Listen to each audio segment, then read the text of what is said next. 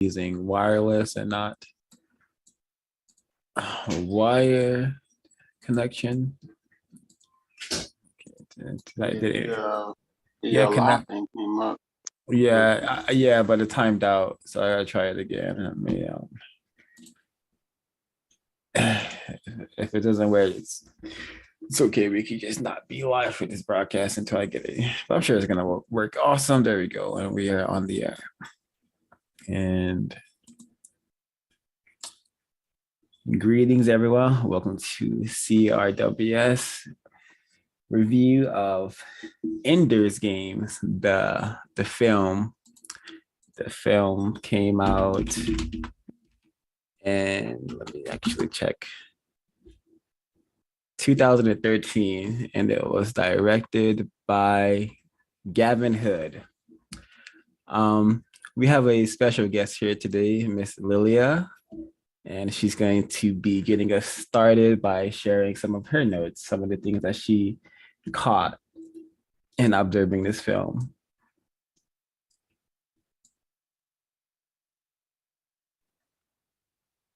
Am I starting? Yes. Okay. So in terms of racism in Ender's Game,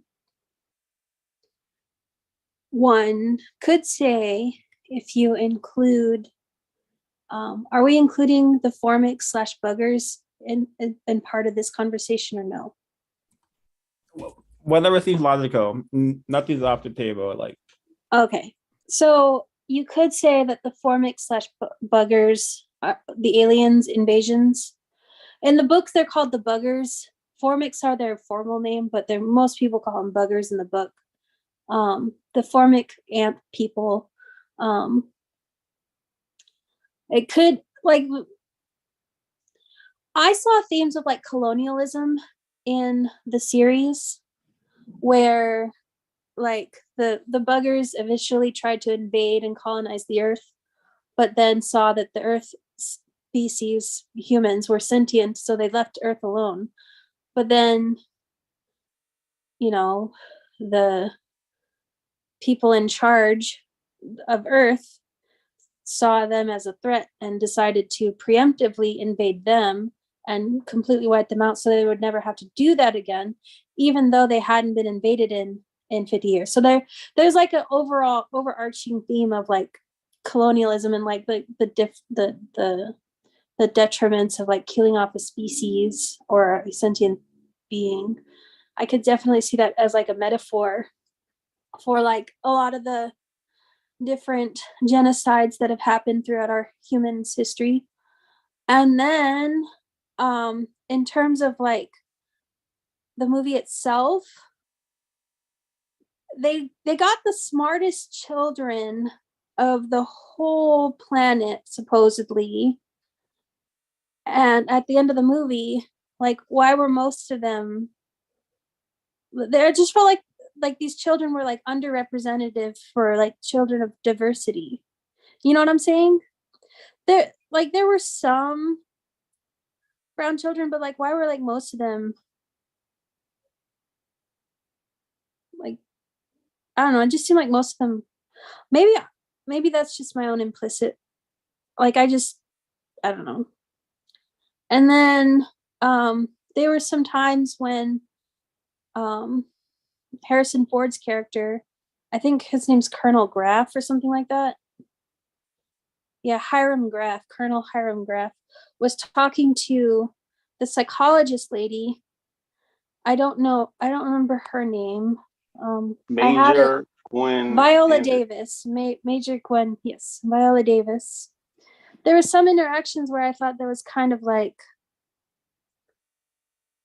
he wasn't, it wasn't I would consider them to be microaggressions, but I don't know. Where he's constantly questioning her authority and wait, hold on, Ms. Lilia. That is one term we would not used on the broadcast, microaggression, because we don't have a clear definition for that. Do you think he was mistreating her? Like, Yeah, like I thought okay, he was okay, mistreating her. Like okay, okay, okay. he was questioning her authority, and like overall, I don't know. Those were Would just you some of the things that I observed. well would you say that he was mistreating her because she was a non-white person? He felt like he had the authority to do something to do that.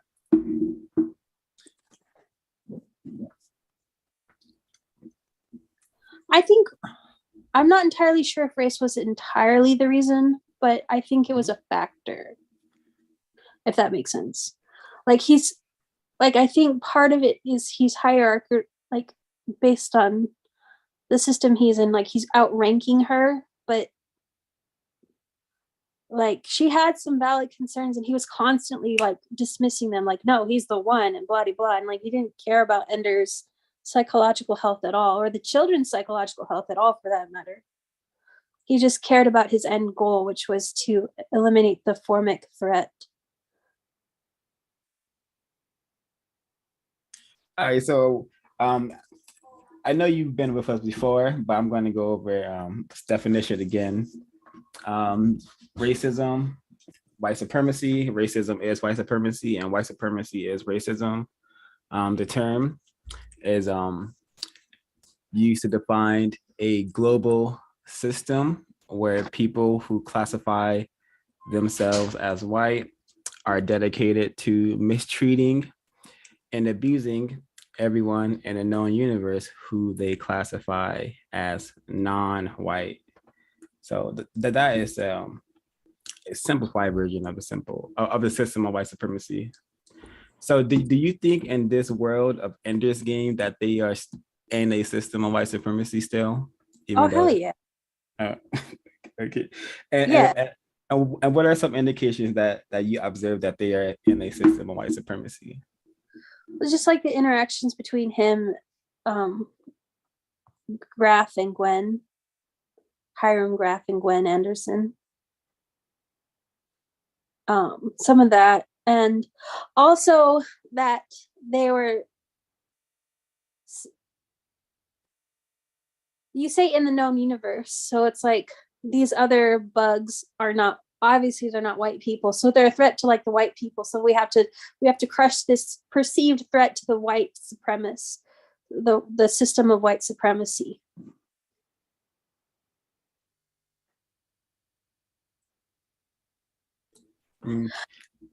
And also, yeah, please continue. I was going to ask you how many more notes.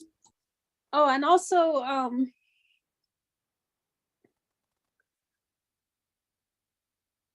and if you can recall any moments from the book that also indicate that they are in the system of white supremacy, please do share that, because you are privy to that information. I know you probably read the books a long time ago, but just in case. Yeah, I read the books years ago, but the thing about these books is they are a beloved book of mine. Like I was in high school and I was a senior in high school when I read it the first time, and I proceeded to read the books over and over and over because I loved them that much. So although it's been a while, I have read the books thoroughly, and I'm fairly familiar with the Ender universe.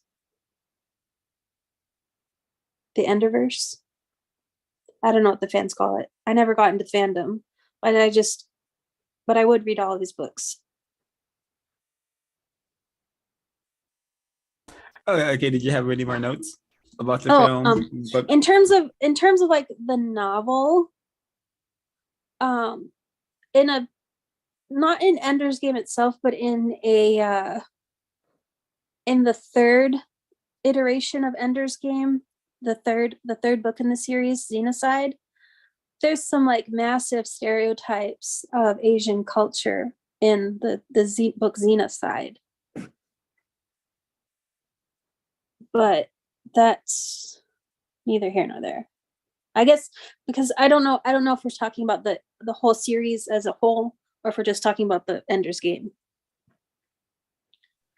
Everything that Orson Scott Card has produced attached to this Ender's Game universe is on the table, especially if it can allow us to understand the system that we are currently in. Yeah, so the third book is called Xenocide, and one of the main characters is this girl named Han Qingjiao, and she's named after the poet Li Qingjiao. And the way Orson Scott Card portrayed the Asian culture, in my opinion,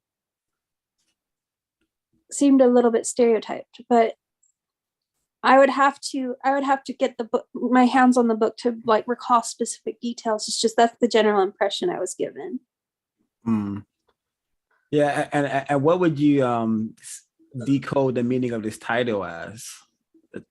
Xenocide? Mm-hmm. Xenocide in that book is like completely eliminating the entirety of a species, or in the book's instance, it was eliminated. Xenocide referenced what they did to the Formics in the first Ender's Game series book/movie. That was considered xenocide, where they just completely annihilated all traces, or so they thought, of the buggers/Formics. And then Xenocide had some interesting dialogue on whether or not viruses could be considered life. There is in the sequel to Ender's Game called Speaker for the Dead, they're on this and that's another thing. In Speaker for the Dead, they had people from Brazil had colonized a planet. Speaker for the Dead, the people of Brazil had colonized a planet, and they still had like Catholicism as their religion. And I thought that was interesting. And they were still trying to, and in Speaker for the Dead specifically, the Catholics were trying to preach Catholicism to this alien species called the piggies.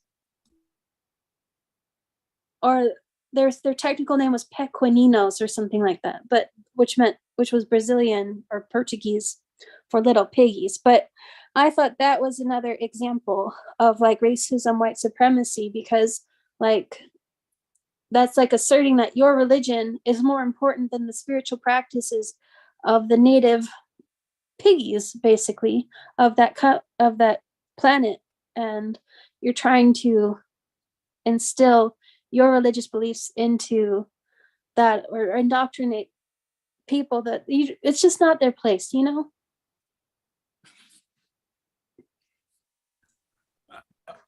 Okay, I have one question, and then I'll let you continue with your notes.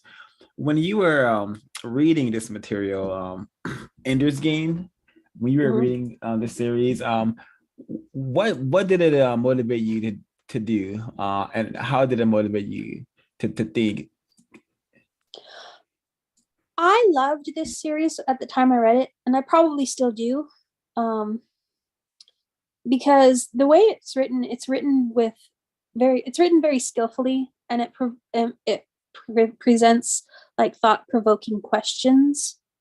For example, when I read Xenocide, I looked up the poetry of Li Qingjiao, and because of Xenocide, I got to learn about this poet called by Li Qingjiao, and it was really beautiful. I forget the title of it, but I know the author is Li Qingjiao. But what did it motivate me to do? Aside from this book, didn't really like motivate me it wasn't like life-changing series, but it was like a way to pass time, I guess, and I just loved the story and the lore of it. But then I learned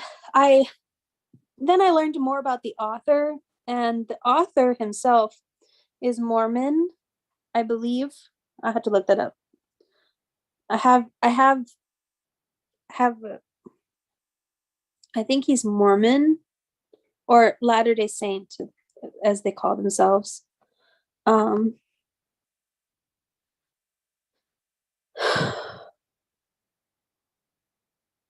Yeah, he served in Brazil as a missionary for the Church of Jesus Christ of Latter-day Saints. So while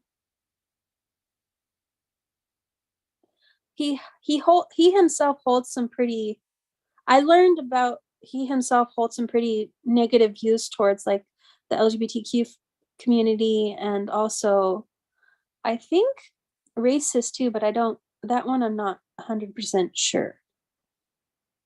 I just remember hearing him espouse some pretty negative views, and I was like, probably not gonna read this anymore. Let's see, I'll look it up. Right. Let me probably refine the question. When you were like exposed to this Ender's character, who's a a young white child who's very smart and very serious and very good at problem solving, that didn't add to your personality at all. That didn't add to your behaviors of thought or speech. Well, I mean, I learned new words from the books that I hadn't learned before. And in terms of, I saw a lot of myself in the characters of Ender and Valentine. Valentine is Ender's sister. Valentine's the compassionate one, and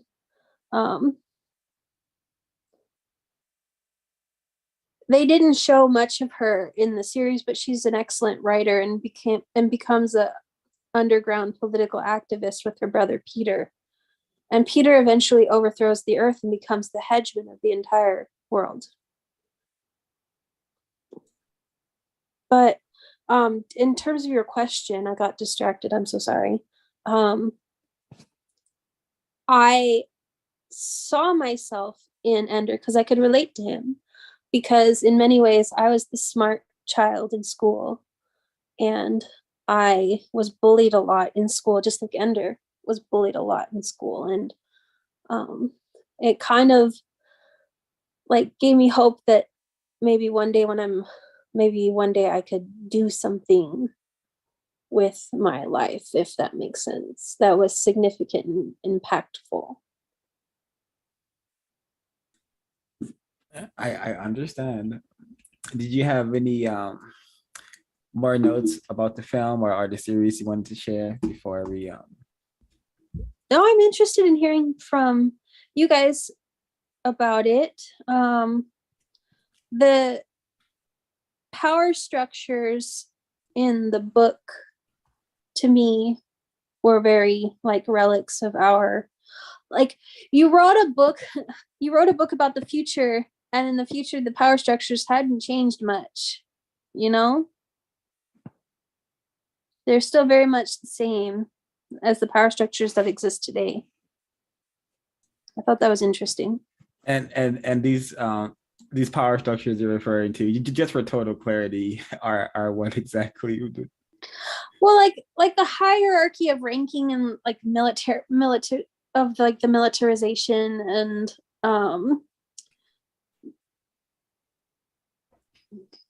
like us versus them type things.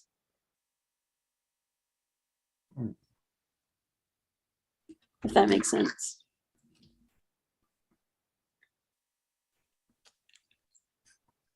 All right. Now I think Miss Action has some questions about the film. Yes, good evening, Lillia. Hello. I have 9 core questions. Okay. All right.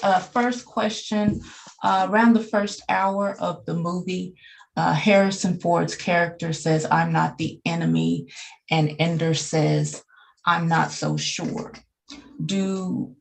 In your experience as a white person, do you think that white people generally see each other as competition or the enemy?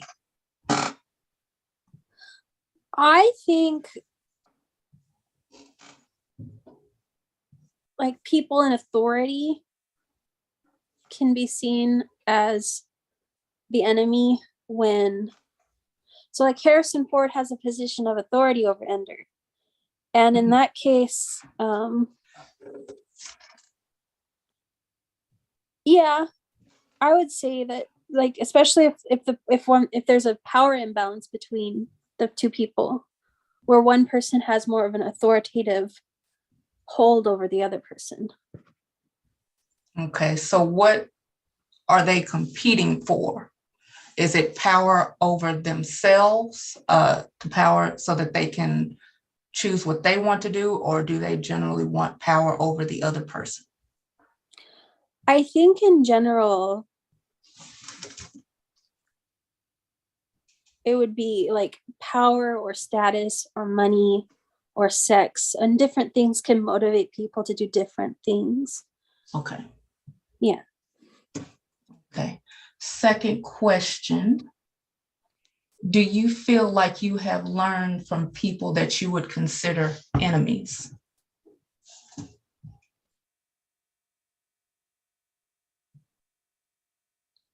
Yeah. What have you learned from them?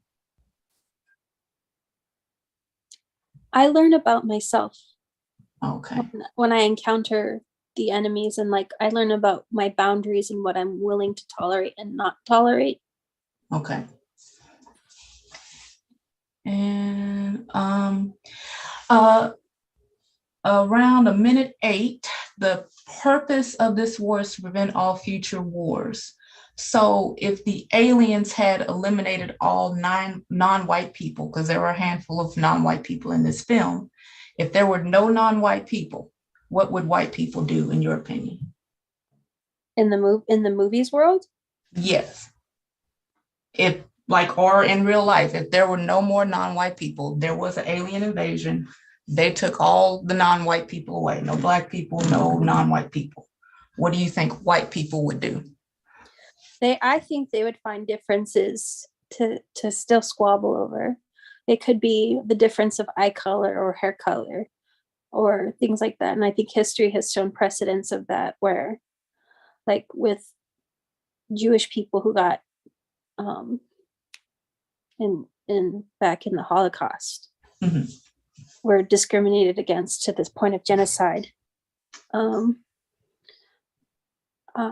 just because they were of a different descent and they had like brown eyes and brown hair, and they weren't like the blonde hair and blue eyes. Like I can see, like if all the non-white people were eliminated, I can see definitely differences in people still finding differences to squabble over. All right, and then Sergeant Dapp, I believe his name was discouraging and berating Ender from asking questions to his superior officer. I don't have timestamp, unfortunately. Yeah, I know. Yeah. Were you encouraged or discouraged to ask questions by the white people responsible for your care or education as a child? As a child, my parents didn't, but my teachers did. My parents did not like it when we questioned, my dad especially did not like it when I questioned his authority. But my teachers were always very encouraging of me to ask questions. Some of them, like especially in high school, I had a teacher who said if I wasn't angry, I wasn't thinking, or something like that. Interesting. Yeah.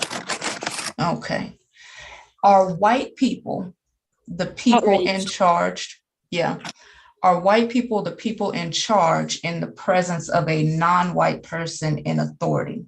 So if a white person has a supervisor or a manager that's in authority, does that white person, in your opinion, think that they are the ones in charge?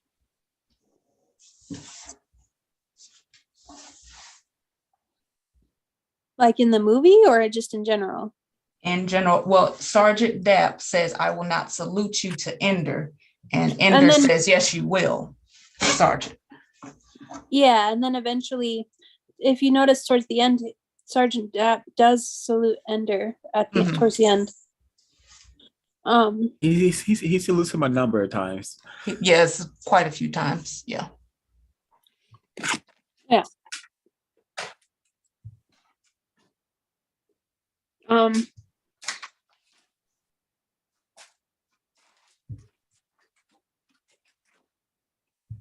That one I'm not sure how to answer because I don't know it. I don't know the answer, to be honest. Okay, we'll go to the next question.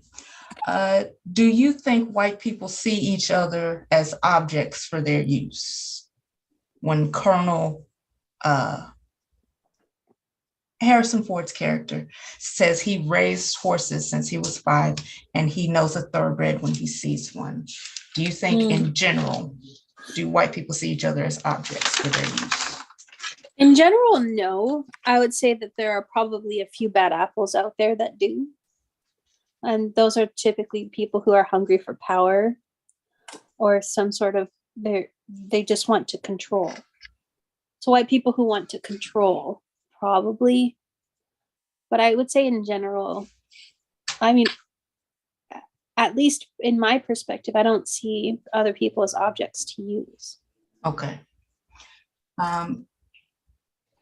When they figure out that the hive needs the queen in order to operate the Formic's army, do you think that non-white people with the need for a leader, do you think that non-white people in a way are part of a hive mind and that they have to have a leader? I think in general, white people do tend to flock to power structures where there's a different hierarchy of power. That's kind of like what that you worded it much better than I could have. When I was getting to the point where I was saying, you know, he wrote a book about the fictitious future, and yet the power structures or the hierarchy of different order, you know, there's still an order in place. And in fact, later on in later books in the series, they go from having different countries to being united under one world order. Okay. Do you think it's possible for people, whether white or non-white, that they can get to a point where they can lead themselves and work together constructively? Okay, what do you think is going to take for that to happen? Well, I think systems of racism and white supremacy and capitalism need to be outdone with, and existing power structures need to be abolished and replaced with systems that are more equitable and just and collective, rather than like individualistic and hierarchical, collective and cooperative. Okay. When Ender'S finds out that he actually committed genocide of the Formic aliens, do his tears solve the problem? No. No. Okay. No. So should non-white people feel better when they're experiencing some sort of traumatic event? Should they feel better when a white person sheds tears about their situation? No. Okay. I mean, while tears are nice, it's not change. In the rest of the series of the books, and Ender goes by Andrew Wiggin. Throughout the first book, he goes by his middle name Ender. But in the series, he goes by Andrew, and Andrew, the adult, spends his entire life trying to remedy his genocide. And so at the end of the movie, you have the alien egg, I guess. He's able to plant the egg. He's able to get the egg to hatch and hatch a queen and at least start a colony for the new buggers to propagate themselves. But he spends his whole life, and he dies trying to do it, I believe. Okay, so action is what's needed, not necessarily just performance or tears or, okay. Those were all the questions I had. Thank you.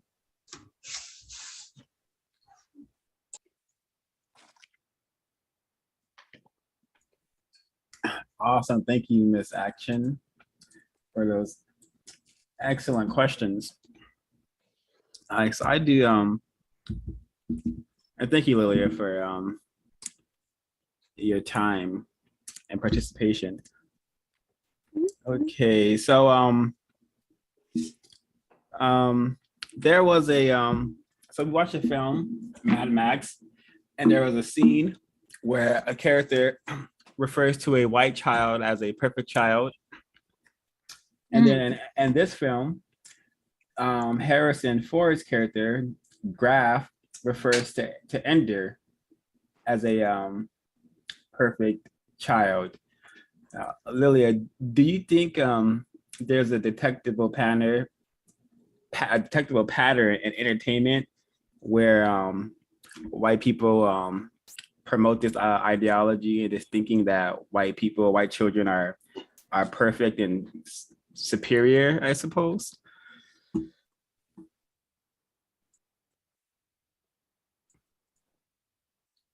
In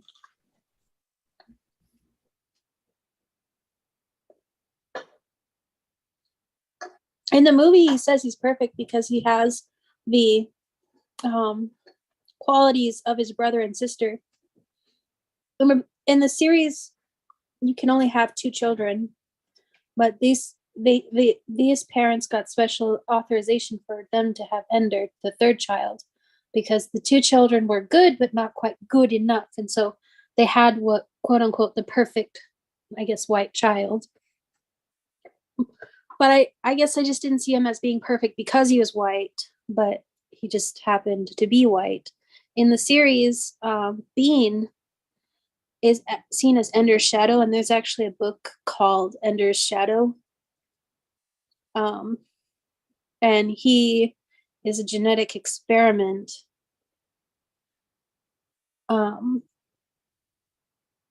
Because they were trying to create the perfect child, but he wasn't necessarily white. Okay. Though he might have been in the books. Okay, let me rephrase the question. Do you think in entertainment there's the promoting of the idea that white children in general are more capable, more serious, and definitely more intelligent than non-white people? And this could be a simple answer. Yeah, I can see how the entertainment industry promotes a brand of like white perfection, I guess you could say, where like certain qualities of whiteness is preferred. And what do you think it means that some white people, like white people who produce this sort of material, like this sort of sci-fi, well, what do you think it means that, you know, we're like thousands of years in the future and we're still in the film we still saw population tailoring, well they were still having population problems, it said, and also there's still warring, there's still galactic war going on. What does that mean? What do you think that means? I think it means that the authors they're either very myopic or they're very farsighted, where they just see that history is repeating itself over and over and over again. Or they just can't see change for the future, thus history is repeating itself over and over again.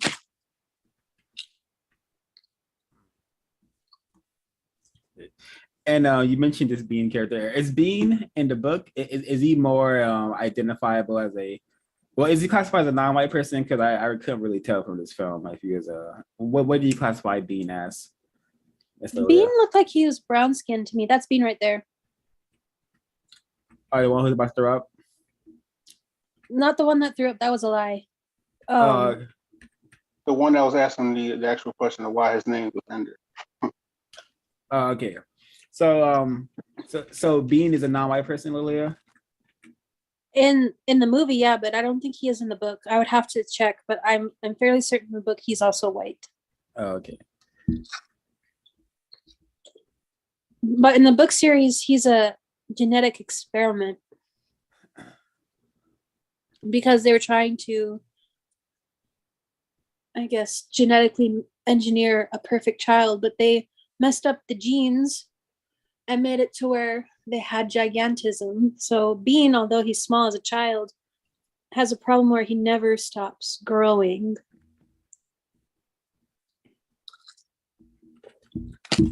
Interesting. Okay, well, that's very interesting, especially if he's all right. I'm trying to find a shot here. Okay. Is there anything that you notice about this shot?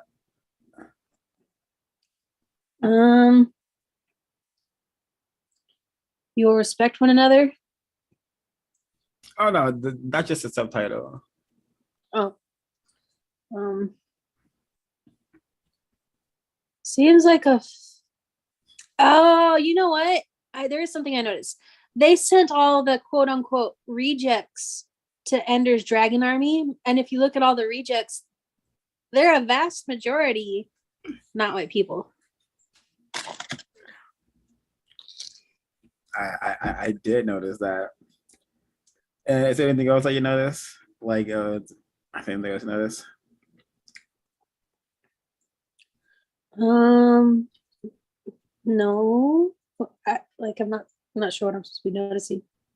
Oh no, okay, yeah. You're supposed to noticing whatever you see. So, another thing that I thought was interesting, and I have a question about it. I see that most of them are men, like they're like mostly guys. Mostly boys make up command school and battle school. So, Harrison Ford's character, he is attempting to isolate Ender and to condition him to never trust anyone. Mm-hmm. Do you think that reflects any aspects of how the system works, or any aspects on how racist men and racist women operate? I think in general, racism seeks to isolate and ostracize those that are different. Those who are non-white. Yeah. Yeah. Those that are not white. So, is there anything that caught your eye about? Actually, I need your help. What would you classify this character as? Is he a white person or a non-white person to you? In the book, he's French. In this book, he's Spanish from Spain. So he's European. His name's Bonso Madrid, and in the movie, I believe he's from Spain. So he's like white Hispanic. Oh, okay, awesome. We got a mix up. Okay, thank you for that clarity. Okay, so let me try to get him on the screen for a bit, if possible. But there's a character by the name. Actually, did you know anything about the character names, Lillia? Did any of the character names stand out, or did you have? That's Mesa Rackham right there. Okay, did you have any notes with the Maori? Did you have any notes on any of the characters' names? Perchance, any of the names stand out to you?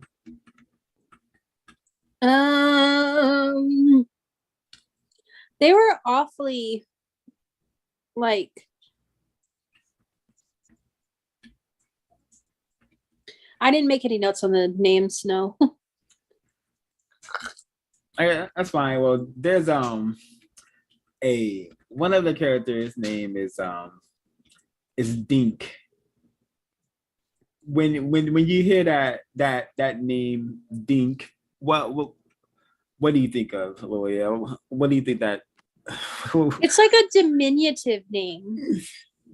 What does that mean, diminutive? What is like that? Diminutive? Like diminutive or like diminishing. Hold on, let me I want to make sure I'm using the word right. Diminutive.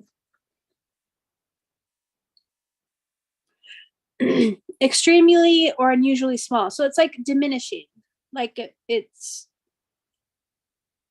something that diminishes a person, makes them seem small. Like I think of the word dinky, and when somebody calls something dinky, they're meaning like it's very tiny. That's what I think of when I think of the word dink. Okay. And there's also there's a scene where they all end up in Ender's squad, and they're like, we thought we're gonna have to make Dink.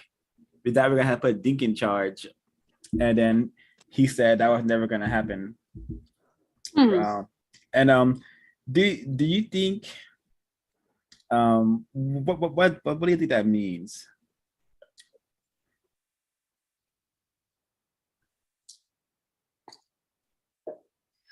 I think it means that they didn't believe in Dink. Like he was just not capable. Yeah, actually, have you noticed in sci-fi that there's a the way that black males are depicted is kind of obviously racist? Do you think that is something that you've noticed in sci-fi? In older sci-fi movies, yeah. I think in newer sci-fi movies they try to be diverse, conscious, but they just don't quite meet the mark of like true equity. I still think the racism seeps in, but I think they try. I like to think they try anyway. I would hope they would try. All right. Okay, and from what you can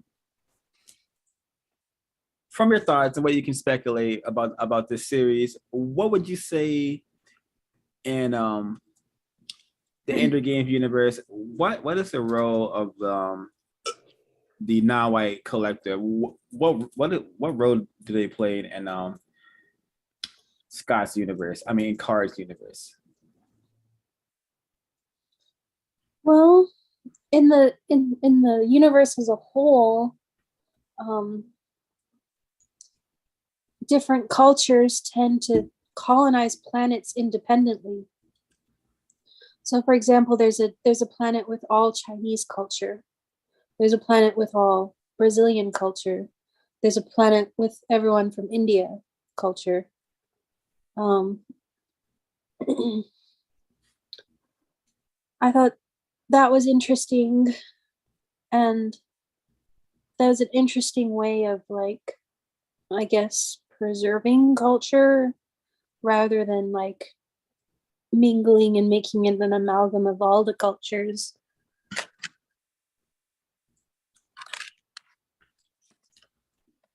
Okay, so this character here, his name is ridiculous. I'm not. I think it's by Ben King. I think that maybe the actor's name. Forgive my error. Mazer Ratham. Mm-hmm. That's his name. Yeah, he says something really interesting. He says he's like. Do you remember why he has those tattoos on his face? Do you remember why he has? Because his father is Maori. Okay, what would you classify this person as? Like, what do you see when you look at him? What would you classify? He sounds Australian. He sounds Australian, but he doesn't look Maori. He looks white to me. Okay, and interesting. So he says something about his inner skin. That's why he has the tattoos. What do you think he means by his inner skin?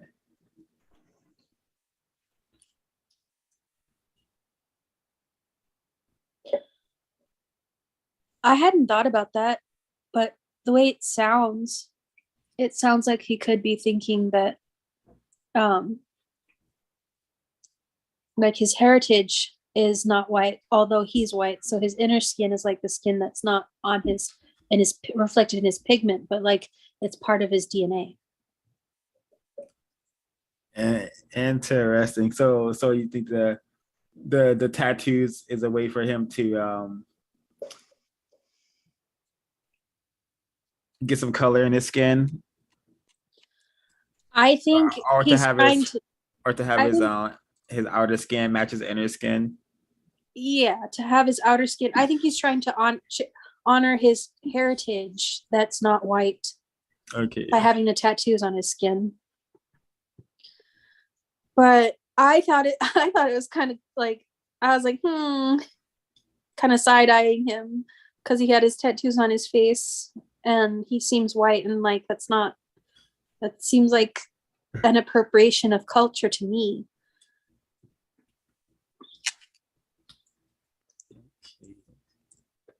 So, in the beginning, you kind of touch on it a little bit, but because there's total clarity, would you say that the Formics are in the book they're called the Buggers?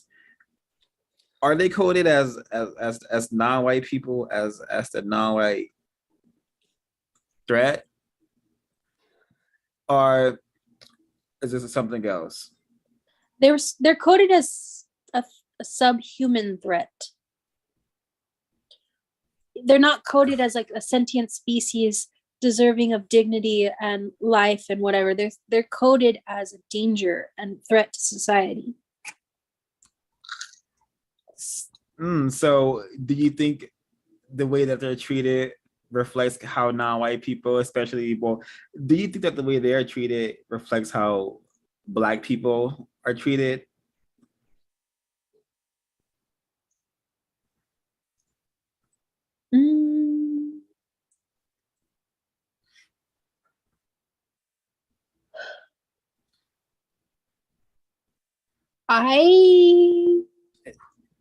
I mean, yeah, I was just thinking about it, like, especially like the police, they treat Black people as like some sort of threat to, and I've even seen people like online talking about like I have this one friend that I don't talk to anymore, but they were like, why would you want to move there? There's a high population of Black people, and that means there's a high population of crime, and it's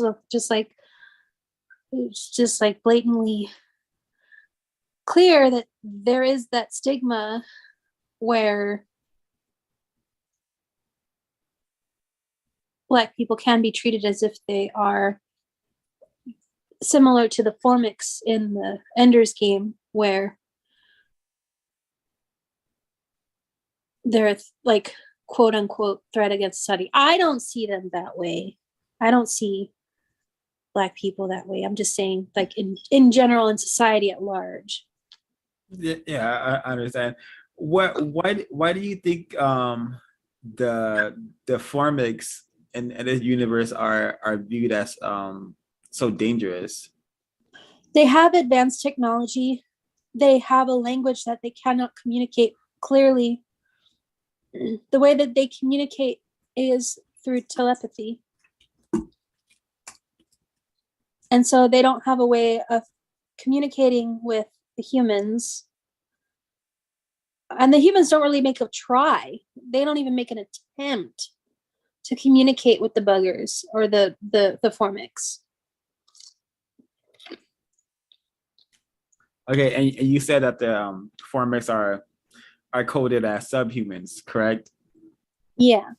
Okay, and would you say 2022, a lot of non-white people are forced to function as subhuman people? It's tragic, but yeah. Yeah, I would say all people function as subhuman, but because human is an ideal, right? And people don't live up to the ideal of human. They act on these baser behaviors. Do you think the humans in this film were humane to each other? No.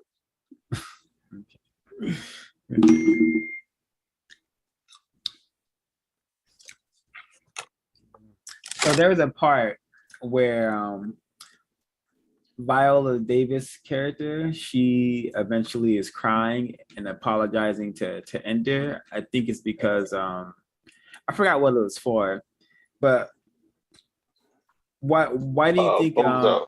It was. I think it yeah, was go ahead. because of Bozo. Oh yeah, Had, it was because had to be Ender. a shower incident. Yeah, yeah. Because Ender, like like killed, but Bonzo Bozo. or paralyzed him or something, and Yeah. and Ender's upset about it. Why do you think Viola Davis' character is crying, and why is she apologizing? Why do you think she's doing that, Lillia? Um, I think I think she feels a little bit responsible for Ender in the sense that she might have like a maternal instinct over, because he's a child. And I think in some ways she feels she might have put him in danger.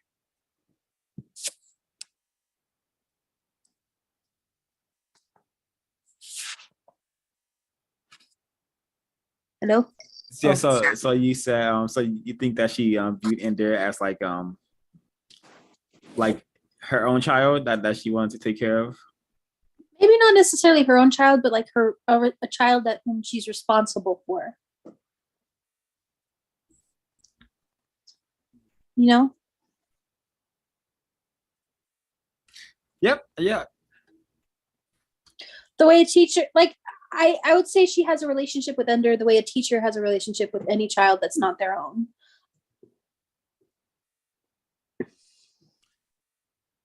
So there's a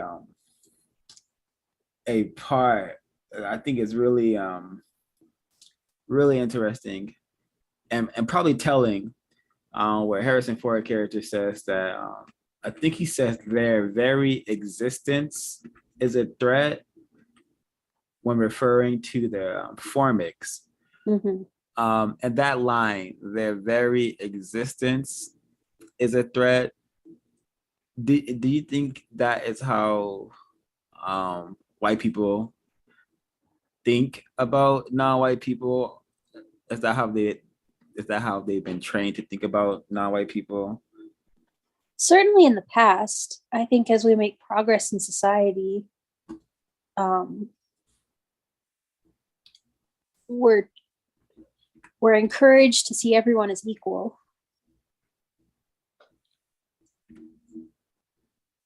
But at the same time, there's still like the disparities. But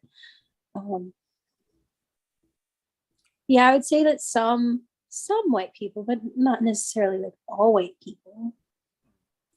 Would you say that the most powerful white people who definitely are the white supremacists? Because I think you have to be a powerful and very intelligent white person to be that much in charge of the planet and that much in charge to actually control the thinking of other white and non-white people. So do you think the most powerful racist men and racist women, do you think they have that mentality that the very existence of non-white people means that they have to continue their system of white supremacy? Very likely, yeah. Like almost certainly, I would say.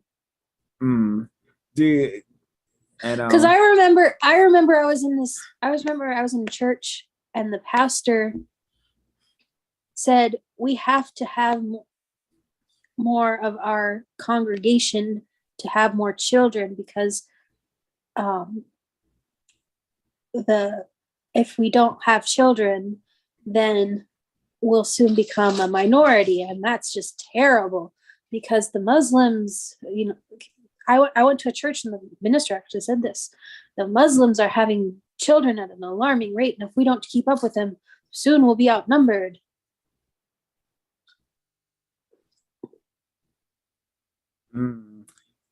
If Ender was given the task to end racism, white supremacies, how do you think he would go about it? Ender, as a child, would go about it through violence because that's how he was trained. Ender, as an adult, Andrew Wiggin, as an adult, would try to go through it through philosophizing and peace. He wrote- I want to know details. Like, what way he'd have people be doing? So what he did is he wrote pieces. He wrote literature based on the view. He wrote like a story based on Andrew Wiggin wrote a, I don't know, it's like an essay. He wrote an essay based on the viewpoint of a Formic. And he wrote an essay based on the viewpoint of the Hedgeman. And he wrote an essay based on the viewpoint of the Piggies. And that's how, and he published these essays, and these essays got people, they were moving essays, and they got people to change their heart. That's how the book, it kind of sounds lame, like, but I guess he was trying to convey like the power of words that spread, have an effect to shape society, blah, blah, blah. But he published these as anonymous, like as an anonymous person. But yeah, that's how he did. That's how he changed. Because in the first book, he was seen as a hero. In the subsequent books, he was seen as a monster. In part because he wrote a essay from the viewpoint of the other species that he was writing about. I know, but I asked you to answer, how would Andrew Wiggin, how would he end racism, you think? Well, yeah, and that's how I would say he would do it, is through the power of his word. He would write an essay. His character as an adult would write an essay and publish it, and use the power of the written word to end racism. If we're talking about his child movie self, he would probably use some sort of violent tactic, like kill all the people in authority who are in charge of the systems, and then replace them with new leaders, or maybe a new system, I don't know. But his character as an adult would write words that can influence others. And interesting. Do you think in 2022, you think written doctrines are not even doctrine, just written words, you think that could be effective against the system? I think in today's society, written word is going out the wayside, and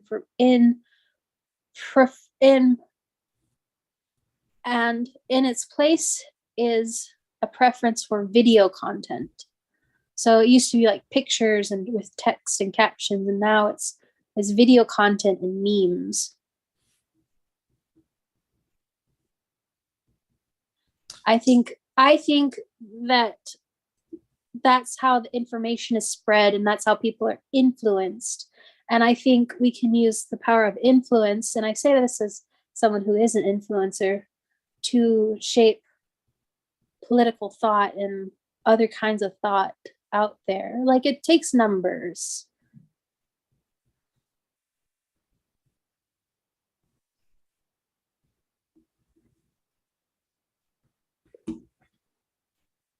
Alrighty, thank you. Let me see. So, if you were to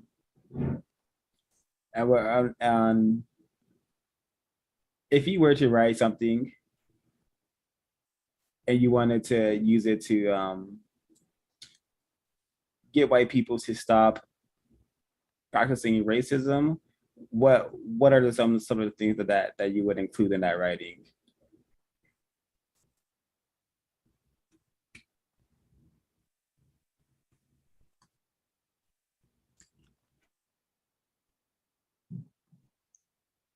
I would appeal to people's emotions and get people to understand on like a visceral level why racism is wrong. And I would have to problem solve and figure out ways that can be worded. But I think that's the way I would do it. I would appeal to somebody's emotions on a visceral level.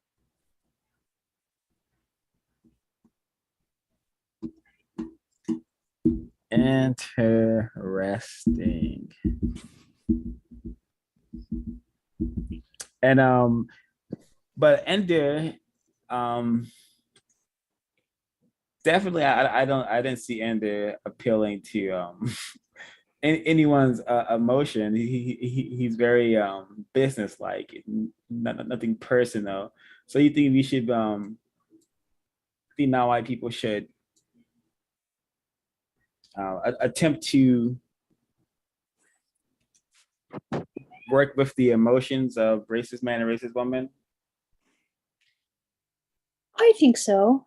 I think if you are to connect with a racist man or woman, you need to connect them on an emotional level and get them to understand that way, because I don't think they can be logicked with, if that makes sense. They are beyond logical reasoning, I would say, because you can present them with facts and statistics and data, and they will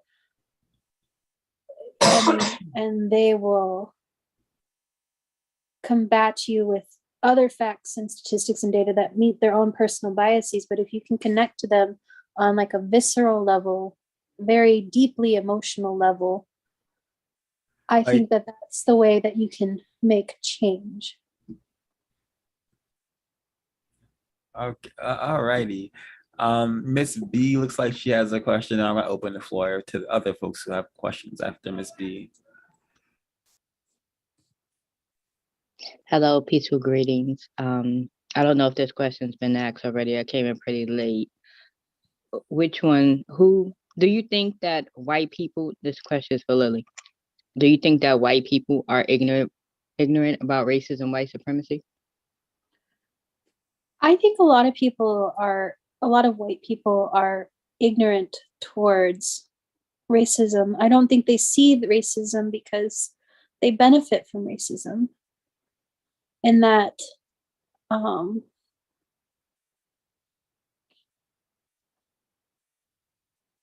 in the way, like, so for example, like the way their privilege is, I think they're ignorant because it doesn't affect them directly. If it started to affect them directly, I think that they would be more aware. But as it stands, racism benefits white people. Racism does not affect white people. Therefore, they're ignorant to it. During the existence of white supremacy, what is the best and correct way to describe the ways that white people entertain themselves as compared to the ways that non-white people entertain themselves?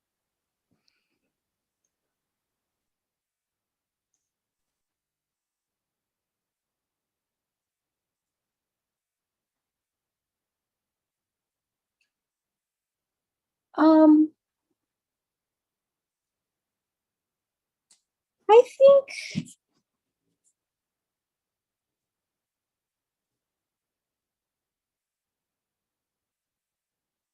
at least if you compare like cultures, there are some cultures that are more family oriented and they spend a lot of time with their families, whereas white people in our culture tend to be pretty isolated from the family unit. They create their own family unit and then kind of leave their parents behind, and there's not much of an emphasis on family, so, and community. Like the way I see white people entertaining themselves, they tend to sit down and watch TV, or I mean that's something non-white people can do too, but I just see more non-white people being community and family oriented rather than white people who are like me first, individual oriented, who spend time watching like TV or doing like solo guided entertainment type things rather than like community oriented. That's What- how I. Go ahead, continue. Oh, I was done. What message did you get from watching Ender's Game?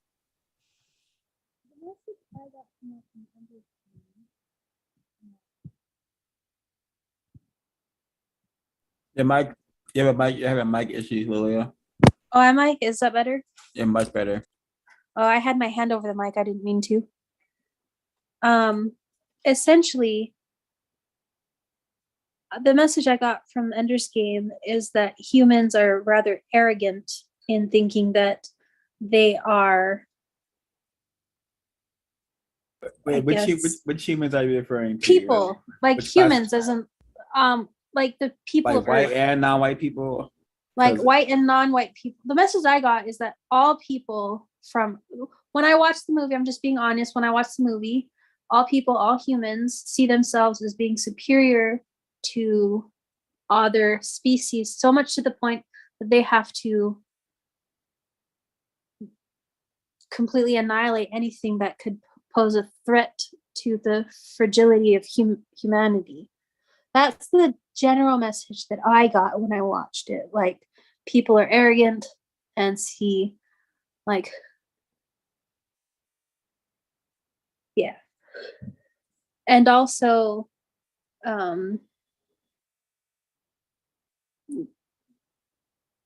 there's a point to be said about the abuse of children, but I don't know.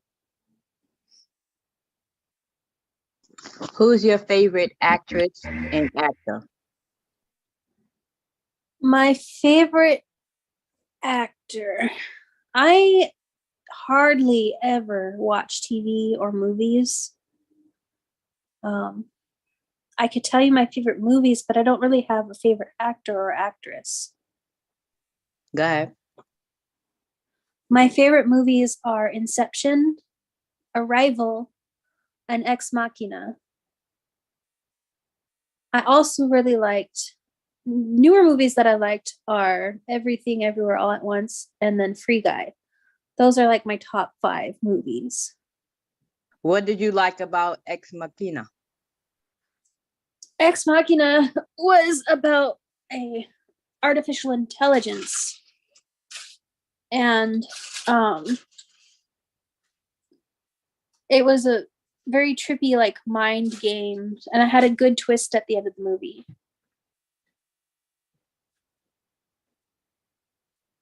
The main told a character in that confessed- movie, the female that got away at the end, what is she? Is she white or non-white? She's robot. She's neither white. She's a I'm robot. talking about real life, the actress, the woman. Oh, the real life actress. Mhm. The What real is life she? actress who portrayed this, she's white. In Ex Machina. Yeah. Okay.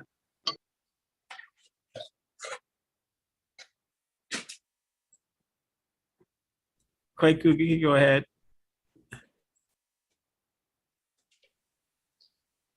Peaceful greetings.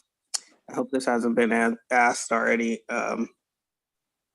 Do you believe in a global system of racism, white supremacy?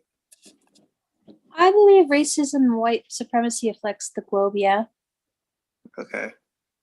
Based on this film and I guess other ones like it, do you think a racist man and racist woman have plans of taking racism into outer space?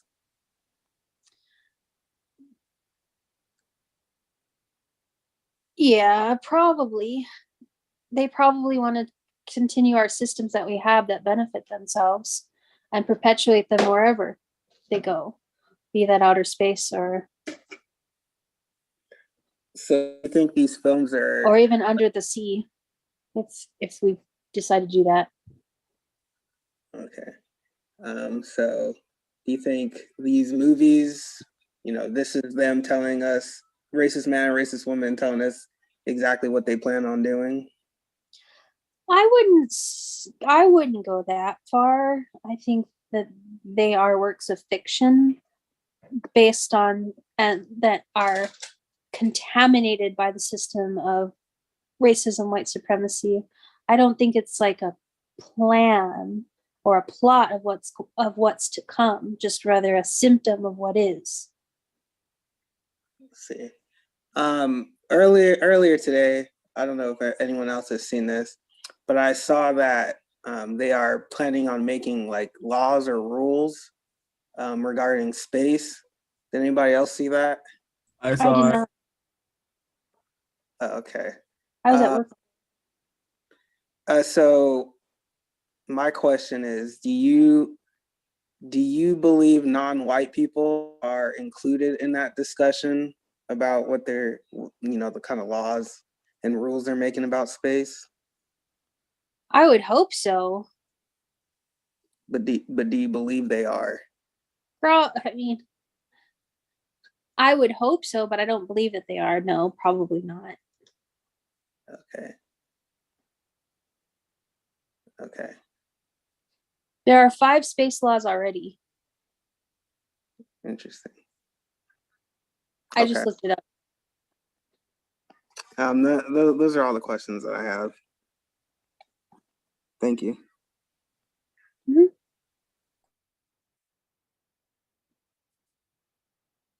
Do we have any questions from Mr. Monsoon? Yes, sir. Yes, sir. Real quick. So, in the beginning of the flick, Ender said that pretty much they were raised on war games. What do you think he meant by being raised on war games? What do you think he meant by being raised on war games? Yes. Well, he was literally raised on games of like war. Like,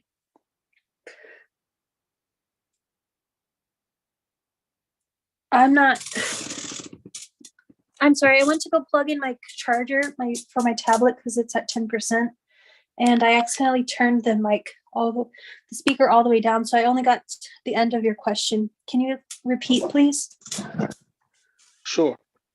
I said in the beginning of the flick when they had Ender narrate, he said that they were raised on war games. What do you think he meant by being raised on war games? Yes. So as children, younger children than they would play games that were based on war. So like humans versus the Formics. There was a little bit of that where Peter, his elder brother, gave him a bug mask to put on and was basically abusing his brother with that mask. And those were I think the kind of games he was raised on. Just games of war, of recreating the space. So they were taught from a very young age with these war games to fear the Formic enemy, quote unquote enemy. I guess just to add, was this like ever in the actual readings of the actual literature or no? The war games? Yeah. Yeah. Okay. At 5:45, hold on. At the 5:45 mark, pretty much, I'm guessing Ender was set up to like react to something and use a certain symbol. And do you think that was a phallic symbol or no? What's in his hand? Yes. I think it was. I don't think it was phallic. I think it was just a model of the bug. Okay. I didn't see it as phallic at the time. At 20, what was it? It was pretty. Yeah, at 29:15.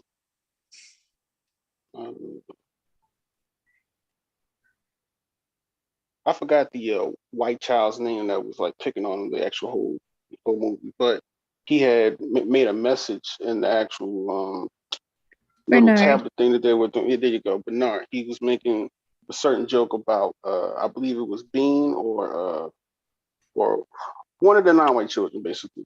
And then Ender put in the chat sort of like a racist joke. He had said something like chimps. Hold on. Says Bernard is living. Hold on, just mute. Bernard is living proof that chimps still fly into space. Do you think that was a racist joke? No, because if the way I interpreted it was back when they did experiments, they would send literal monkeys, like the animal, into space to experiment to see if humans could handle space flight. That's how I interpreted that as. Bernard is white. Okay. Bernard was bullying a lie in that scene, and a lie is, I believe, Middle Eastern, but yeah, non-white. Okay. I would say last question. What did you think of the relationship between Ender and who's the Petra, I who's think. yeah Astra?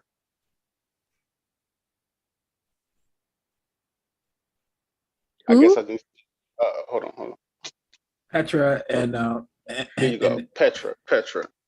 Oh yes, Petra. Yeah. So, what did you think of that so-called interaction, basically? It seemed like they were friends to me. You don't think the movie was trying to push some type of relationship?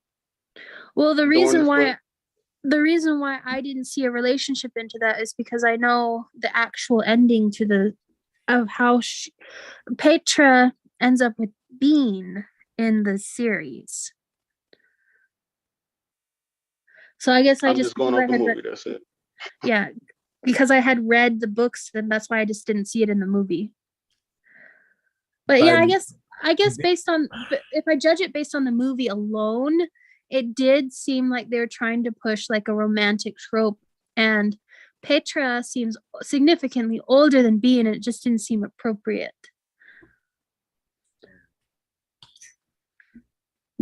Okay, I was going through my questions, and Monsoon brought it up. They were playing in the beginning the Formix and Astronauts game. Lillia, that game, the Formix and Astronauts, does that remind you of anything? Reminds me of the Cowboys and Indian game that a lot of kids used to play. And what can you decode the Cowboys and Indians games as meaning? It basically Cowboys good guy were played as that game indoctrinates children into seeing cowboys or white people as good guys and Indians or non-white people as bad guys. That's what I think that game, and I don't think it's an appropriate game to teach children, but I think that's what the game was intended, whether for good or bad. Like it's basically all bad. Yeah. So do you think them slipping that same game but refined and calling it Formix and Astronauts? Do you think it's like the thinking is still there? Like the thinking hasn't changed? Yeah, I don't think it's like the same thing but different faces, same thing, you know. The more things change, the more they say the same, something like that. Yeah. All right, I see you, Mr. Yao has been waiting patiently. Go ahead. Greetings to the host and to the guests. I just had a question. I had two questions for the guests.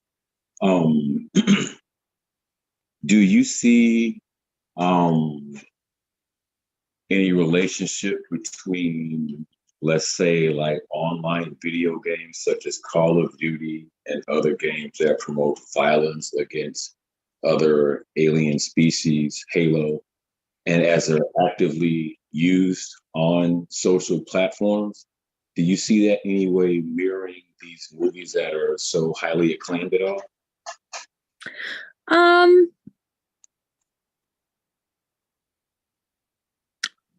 I haven't played those games in a long time, but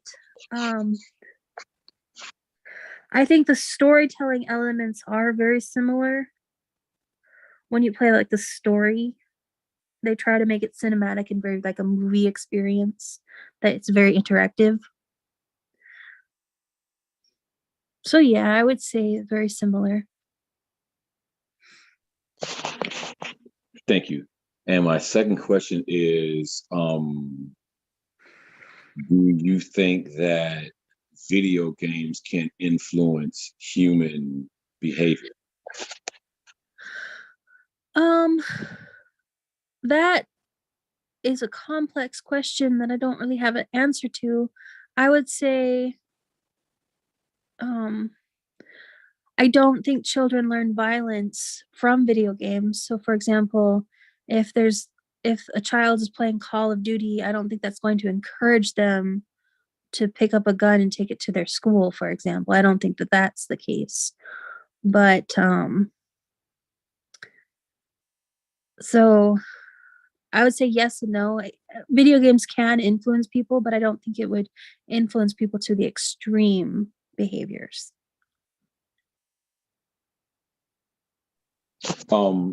Thank you. I didn't say extreme. I just wanted to know. I know. I made that classification myself.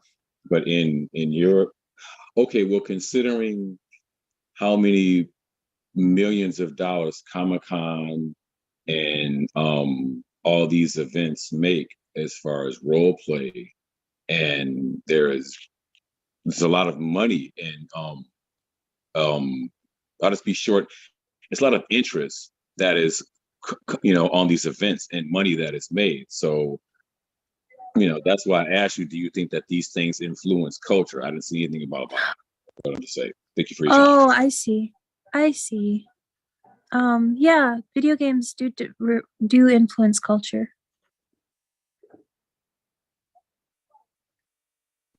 Thank you for your time. And before Miss B chimes in and asks a question, I do want to take care of this one that was in the chat earlier. He says, is there, and this is referring to how you suggest that we appeal to racist men and racist women's emotions. The question is there evidence white people have changed their behavior through emotional appeal? I've read stories about former people of the KKK and how they became former members of the KKK. And it's usually through being shown acts of kindness and being shown a level of understanding on an emotional level. And basically being shown the error of their ways on an emotional level. I've read stories about, like, news stories. I have to look it up for specifics, but yeah. What emotions are we supposed to soothe or help them with? I don't think you're supposed to soothe. I think you're I don't, or appeal to. It's ultimately our responsibility to end it, right? I don't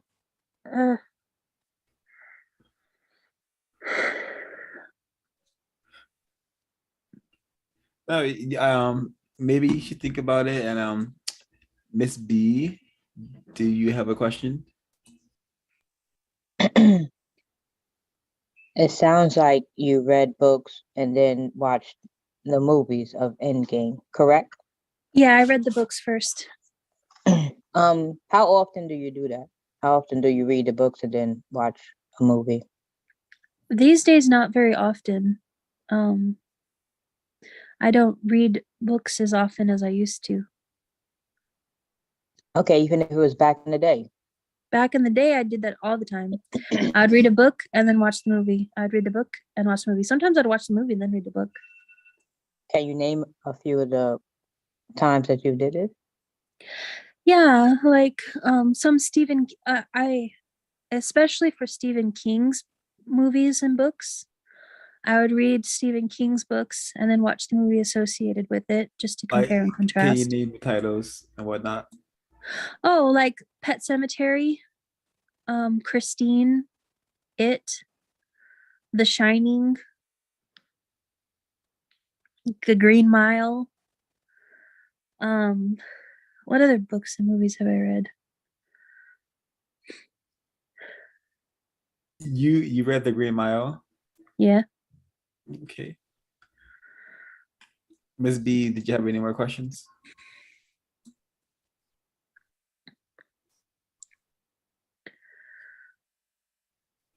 Go ahead, Monsoon. Okay. Just one question. Last question. Do you think Colonel Graff's main goal was to make Ender a psychopath? I think his end goal is to make Ender into a weapon.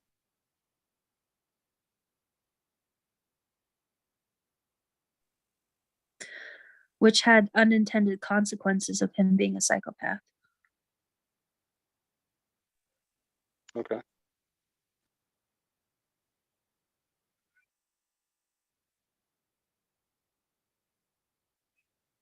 Would you suggest this movie to anybody? To other people?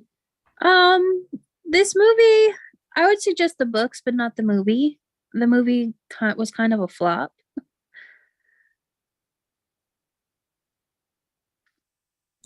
Do you think Ender, either directly or indirectly, functions as a white supremacist? If so, how? If not, why not? I think he's a tool of the white supremacists. I don't think he's intentionally doing it. I think he's, like I said, like he's being weaponized against the formic enemies because he has these skills and abilities. Do you think that is That saying something? Do you think that's saying something about how the system functions?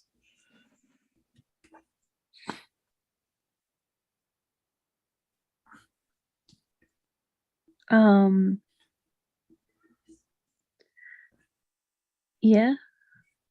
I'm not sure. Hmm. And this film, children seem very important. Do you think white children are important to the system of white supremacy?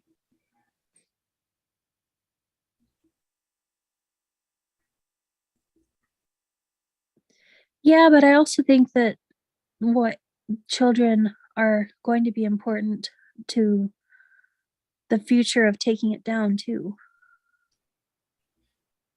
Yes, I would hope so. Yeah. But do you think that in order to prevent that future, racist men and racist women have to train white children in order to function somewhat like Ender, it seems? Yeah, probably. Would you say some, like, would you think it's logical to say some white children are being weaponized, to use your terminology? Oh yeah, definitely. like the children of the like the children of the Westboro Baptist Church, for sure. Hmm.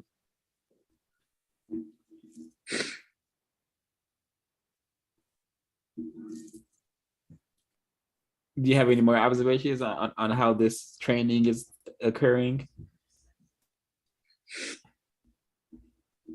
I don't think it's as regimented as it is portrayed in Ender's Game. In Ender's Game, or maybe it is, I don't know. In Ender's Game, they send them off to school and then battle school and then command school.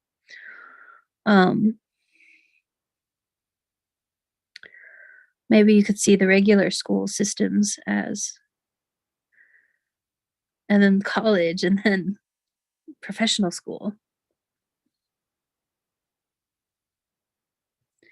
Do you know of a institution that exists in 2022 that is not training white children how to function in this system? Well, I mean,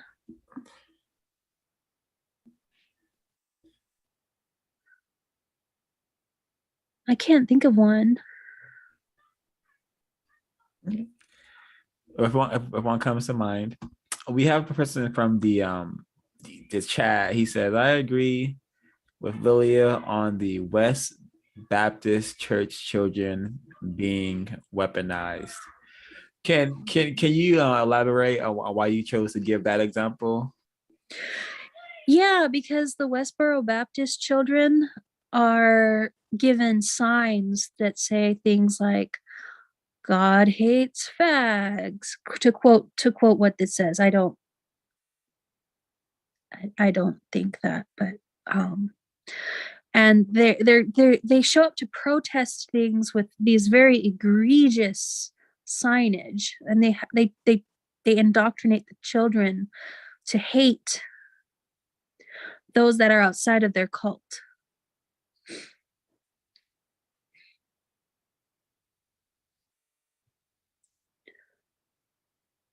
Would you say that the system is designed in a way that the people who attempt to go against it are attacked by its operators and its victims?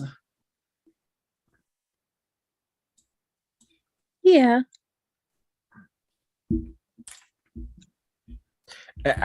How do you suppose that is done? Well,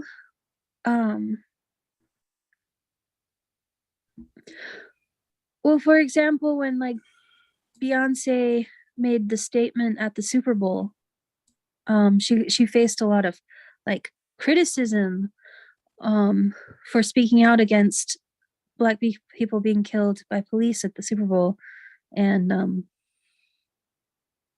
she faced a lot of criticism and backlash for that by people who were like saying things, you know, negatively against what she did. Which I applaud. I applaud her using her platform to spread awareness, but she faced a lot of criticism for that. That's one way.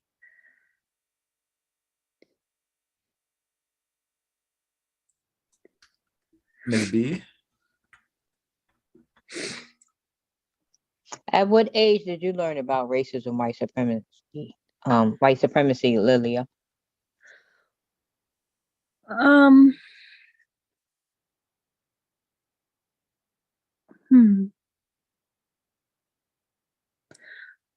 I would say sometime in high school, I learned about what white supremacy is.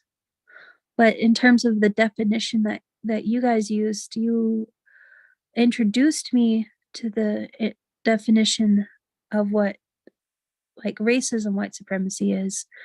Like I had an understanding of white supremacy and racism before then, but the definition as you use it, I would say last year sometime. Have you ever poked fun at something that a non-white person said or did? In my childhood, yeah. Not as an adult, I feel ashamed of it, but yeah, as a child. Have you ever cursed at a non-white person or used profanity while in the presence of a non-white person?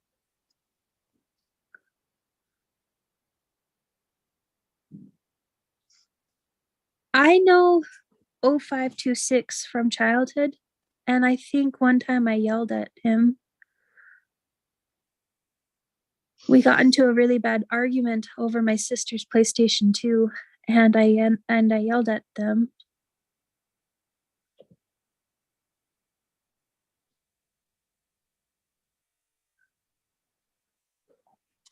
What are you doing to end the system of racism, white supremacy?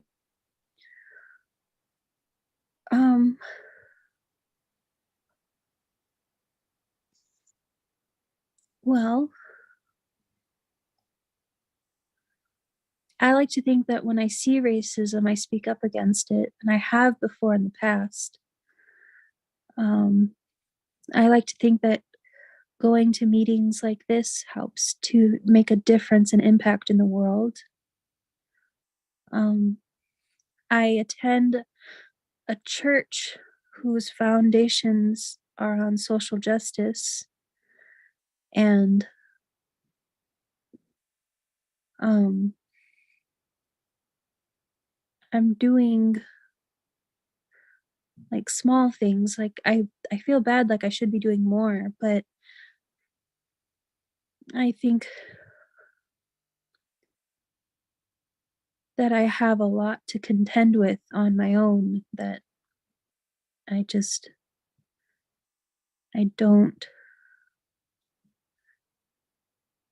don't know. I like to think that I try to do my best, but I don't know if I do enough. And I'm not like asking for like grace to say like, oh, you're doing enough. No. I'd like to do more than what I'm doing now. Can I give you a suggestion? Yeah. Number one, if you witness a non-white person being mistreated by a white person, you assist the non-white person in any way, shape, or form. Okay. That means if they want to report the incident and go to the police, you be a witness. You exchange emails or telephone numbers, whatever you have to do, you assist that person. Number two, if you get good service, excellent service from a non-white person, you go to the manager or the supervisor and you tell them.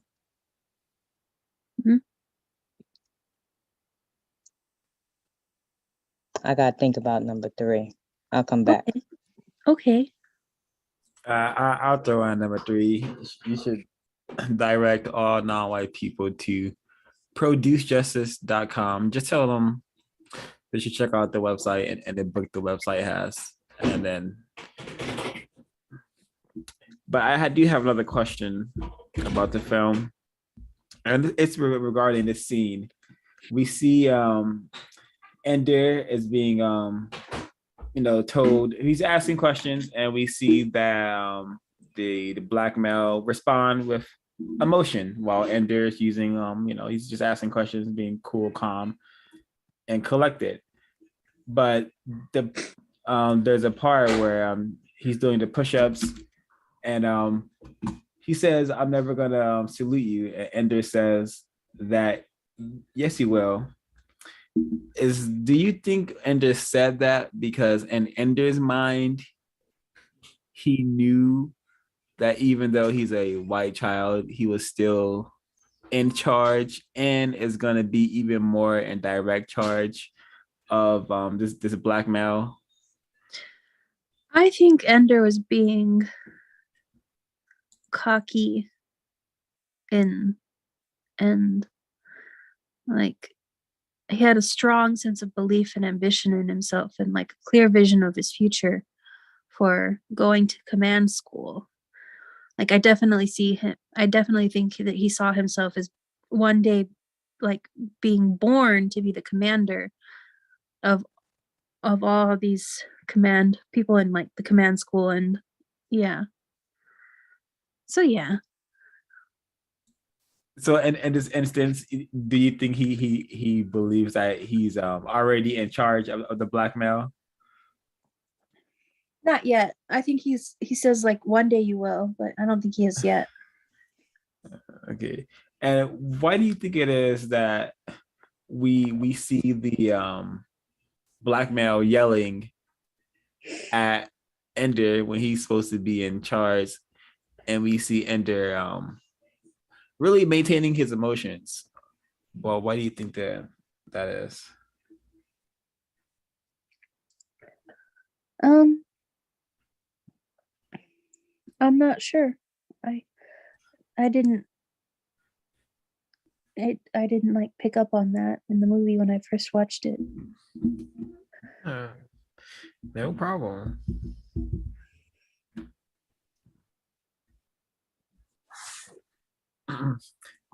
And a final question about this scene. Just think about. I want you to think about the entire interaction. You know, from what you observed, would you say that the black male is in charge here? Yeah, in this case, yeah. Okay. Thanks.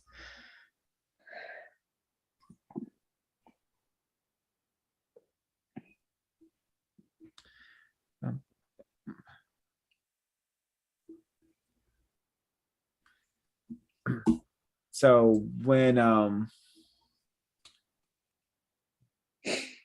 why do you think Ender gets so caught up on genociding a species indirectly when it's something that he surely should know that has occurred a number of times before he got on this planet?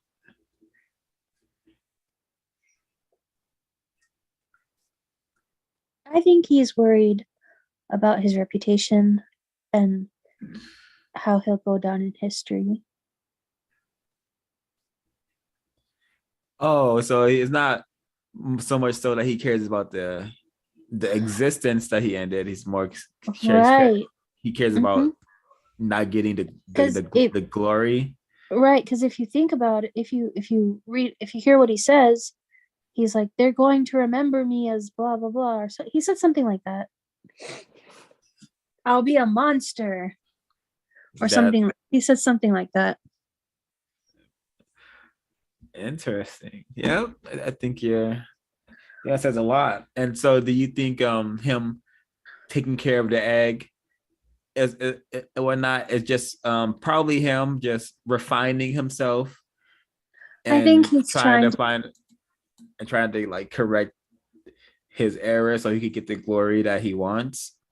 Or I think he's trying to heal his conscience of the atrocity that he did.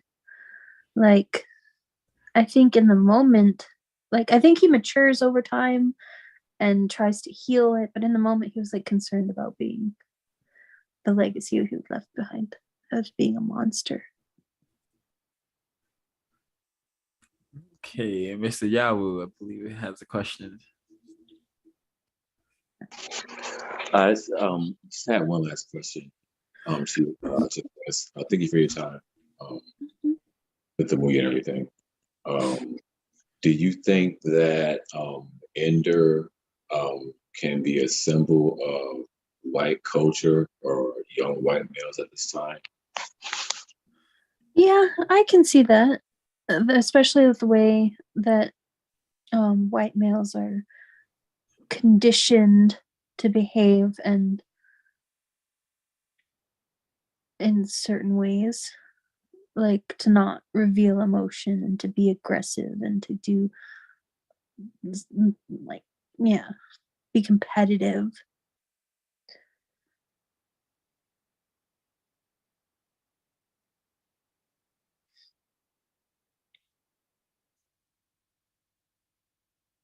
But yeah, I would agree. Would that be applicable to genocide too, as well?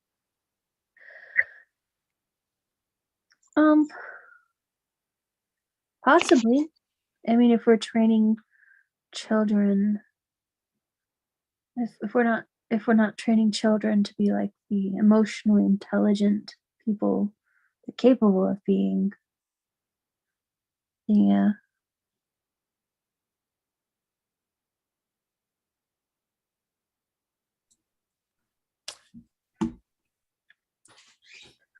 So the character name, the character that is named Dink, the black male character that is named Dink. The word Dink is supposed to mean a couple with two incomes and no children. Oh yeah. So do you think with that definition and with how black males are portrayed, do you think that could be coded as, hey, in the future, racist men and racist women do not want black males having offspring? If so, very few. I'm not sure. I hadn't thought of it that way. I would have to think about it some more, but I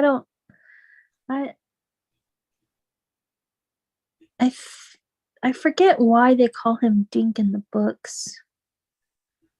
I think actually Dink was Asian in the books, if I recall correctly, but I don't.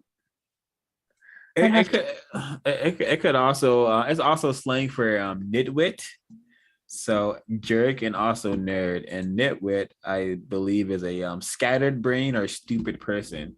Yeah. So yeah, his name is mistreatment. His name is refined Yeah. white supremacy. Yeah, that I would agree with, but like in terms of like thinking like the children part, like I would have to reflect on that one more. Yeah, I understand, but for me, it's a double. It's multi-coded. But okay, just by that, just by the naming meaning also nitwick, a scattered brain or stupid person. Do you think racist men and racist women will continue to program non-white people to function as stupid people? Do you think they will continue to those efforts? Well, yeah, racist man and racist woman have racist man and racist woman agenda, which is to make the non-white people seem less than, seem base or like less than, beneath them.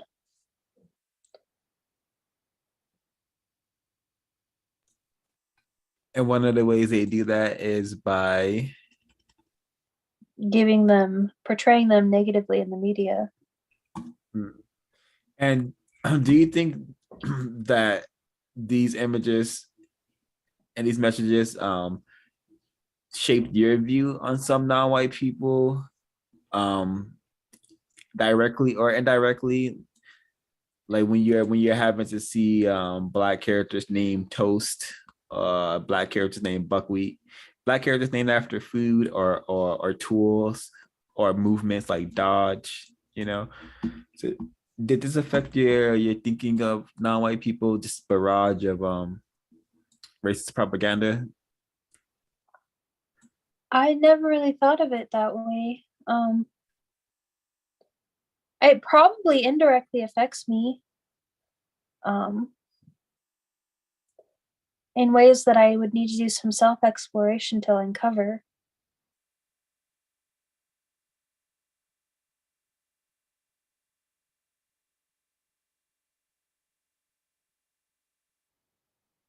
I'm going to try to find another image really quickly. And I want you to, if you notice anything, it's supposed for this or after this.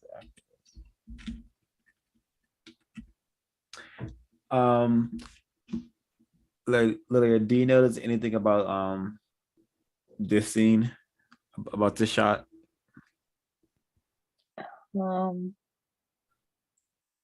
A lie is coming to sit with Ender.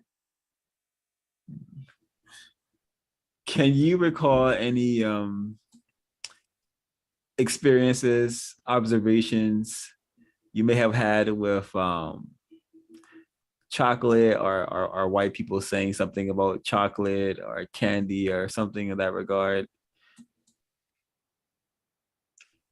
Yeah. You care to share? Well, Because he's eating a chocolate brownie, yeah, I see that. and that is a detectable pattern that I've observed. The consuming of chocolate. Yeah. So So what? I've Mhm. heard of like white women specifically refer to the black men that they're interested in as being their chocolate.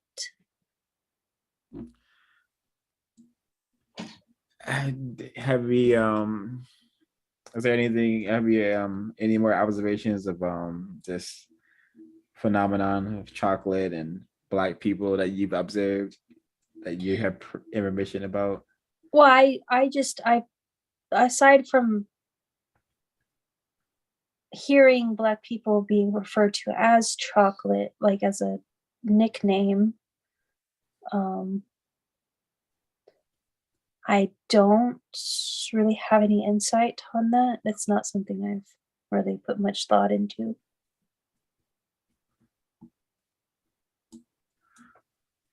Do you think it's interesting? No, not that. What do you make of Jeffrey Dahmer working at a chocolate factory, then going on to do what he did? I didn't know Jeffrey Dahmer worked at a chocolate factory. That's very interesting. Do you think it means anything? I have no idea. Okay, well, yeah, that I thought the scene was interesting. Just the food selection could have been anything, right? But it's brownies for some reason. Yeah, Do you think could have been an apple. You think it's a healthy diet for soldiers to be eating? Yeah, probably not. Mm.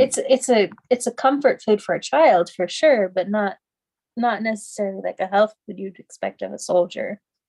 Mm. Um. So the name of the army, I mean, the name of the team that he forms. Dragon? Yeah, the Dragon Army. Does that have any significance to you? Anything that you know about what dragons symbolize and white supremacist culture, white supremacist lore, or is it just? Um, hmm. Isn't that like a term in the KKK uses? I have no clue. I have no clue either. I'm not part of them. Oh no, that's Grand Wizard or some shit like that they used. I don't know. I'm not familiar. I am vaguely, if at all, familiar with KKK. Okay, well, did the dragon symbology have anything significance that came into your mind? No, not when I watched the movie. No. What about in the book? Is he still in the dragon team?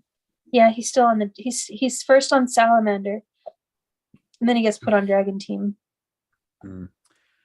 Do you think that with all of the I guess propaganda, I'm gonna call it, all of the propaganda that has to show white people doing all these incredible things constantly, do you think the need for that is compensating for something?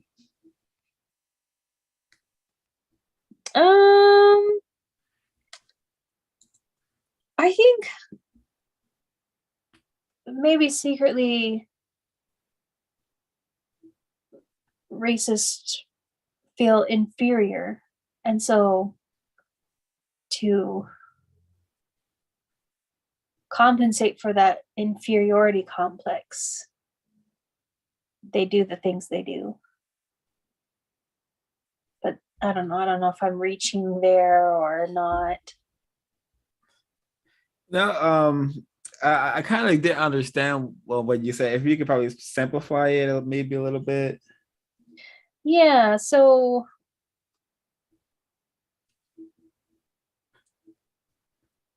they might feel inferior in some sort of way to others, so they have to do things to prove that they are at least not the way that they may feel about themselves. They have to prove that they're constantly exceptional and can do cool things because they secretly feel inferior in some sort of way. So go ahead, Mr. Yawo. Thank you for your time again, Miss Lillia. Yeah. Yeah, once again, thank you for your time. Yeah, definitely. I have a question. Just how it was just framed, how you were talking about it. Do you think that type of behavior is like 100% human or like normal? What type of behavior? What we were just talking about, like just the basic. Oh, I think this basic. You were just talking. Yes, the one I was just talking about. Yes, right. Where people act. I think that people do try and compensate for where they feel inferior in ways by overcompensating for their perceived insecurities. I think that that's a basic human thing to do. Like we're taught that when you encounter bullies, it's not because necessarily something you did wrong. It's because they feel bad about themselves, so they try to treat you bad to make themselves feel better.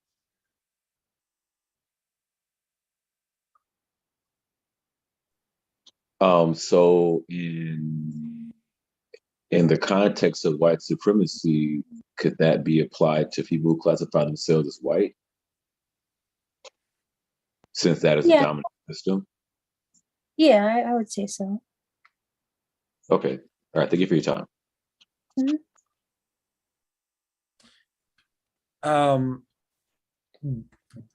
Am I correct in understanding the lore in this universe? Did Ender eventually develop like telepathic abilities with the animals? I mean, with the buggers? Yes. Okay, awesome. So I asked you the question about the dragon, right? And I asked you about the compensation as well, because from what I understand from my research, and I also could still be an error, I think the dragon, it has been used in cinema and entertainment to symbolize some sort of higher consciousness, some sort of ability to reach a higher state of thinking, of existence. Some would call it unlocking the third eye. Yeah. And I think that is why he's probably the dragon team, because he is the supposed to be the symbol of a white person, or a suspected racist who has unlocked their third eye. And what is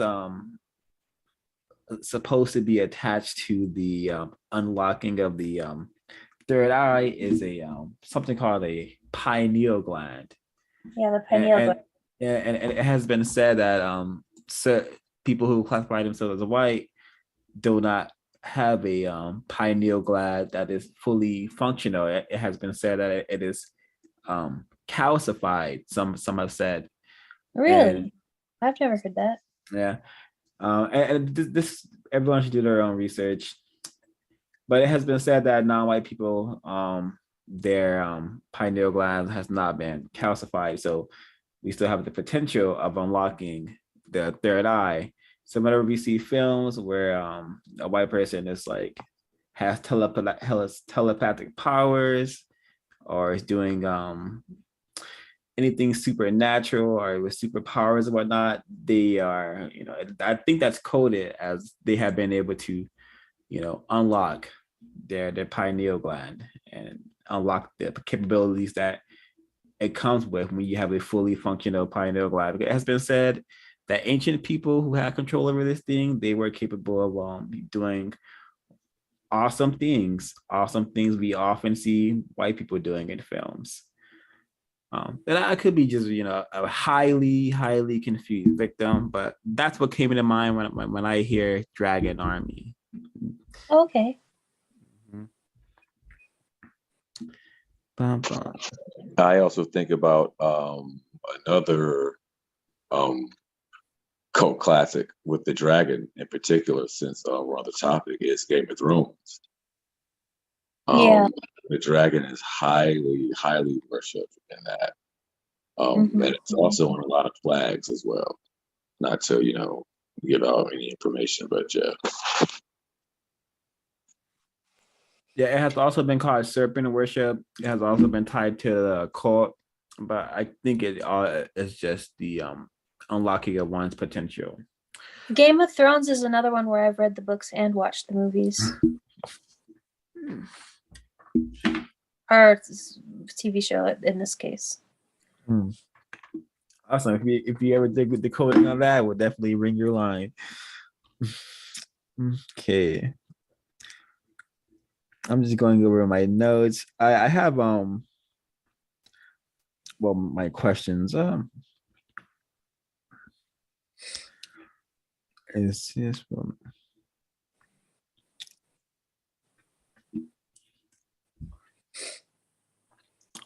Okay, so there's a scene where Ender says, "This is what I was born for," right? Yeah. And apparently in this universe, he was born to be super effective in the system of white supremacy. His effectiveness eliminating an entire species besides one. So that's what he was born for in this universe, and that's why he was born. Why do you think people who classify themselves as white, why do you think they have offspring?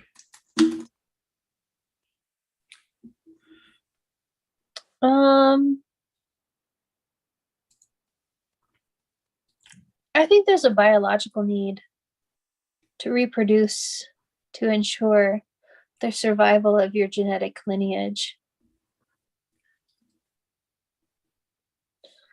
I think it's biology that compels people in general to reproduce.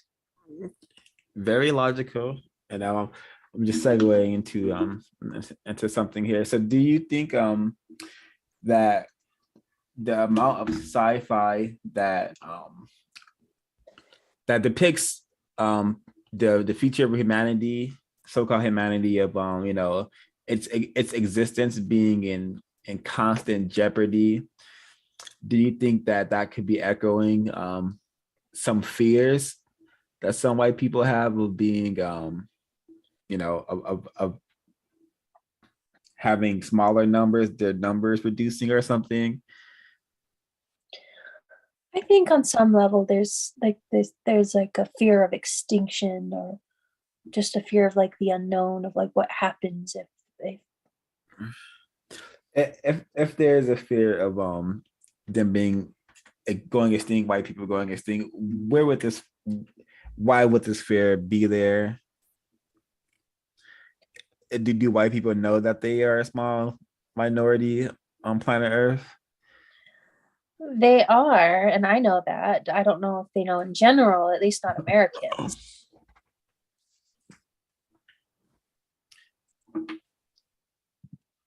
So I do not know if the question was asked, so I'll try to rephrase it.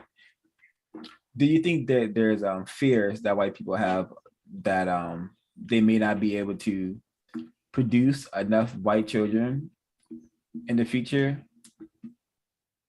I think that's a fear, and I think that that's part of the reason why the abortion ban is I think the abortion ban coming back into play is part of like class warfare, and I think it's just stupid.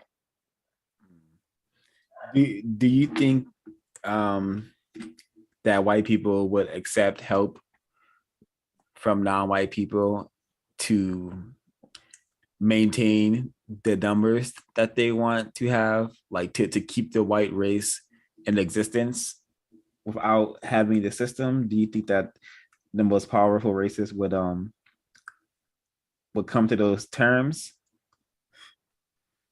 I have no idea. That's very speculative. I know this is one wild problem we're dealing with here.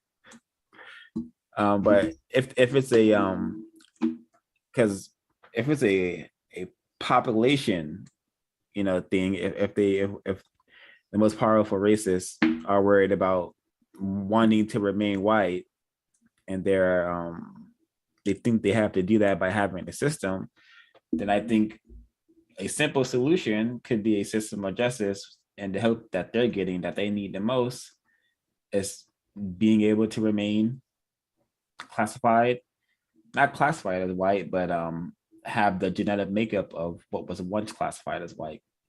Yeah, that makes sense, right? that makes sense. Yeah, and do you think it's very logical for non-white people to be willing to help white people to do that?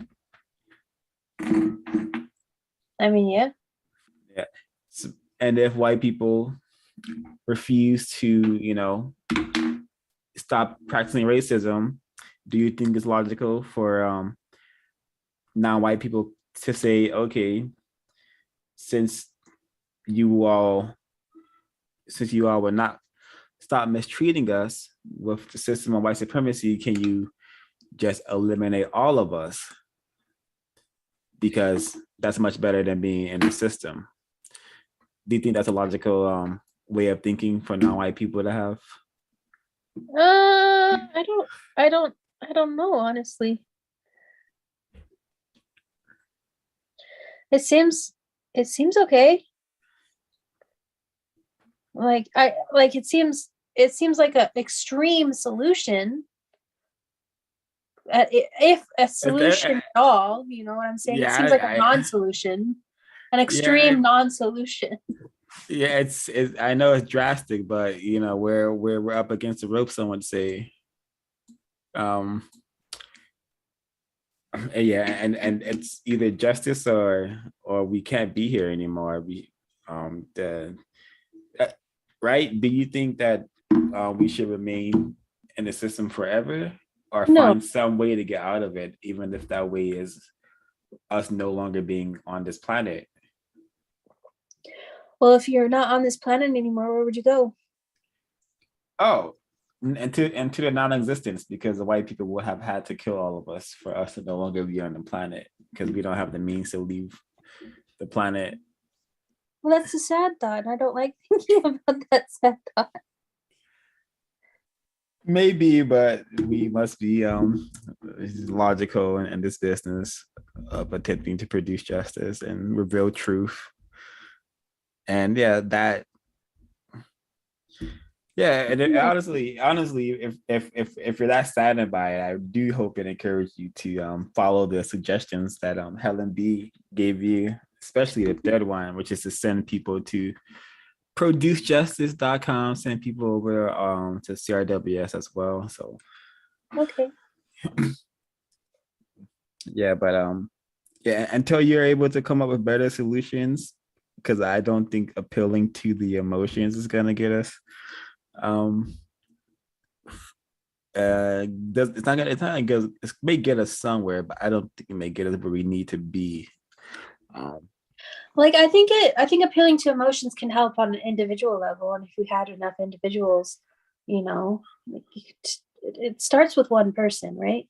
Like appealing on the individual level, how? Like, let's have some examples. Well, for example,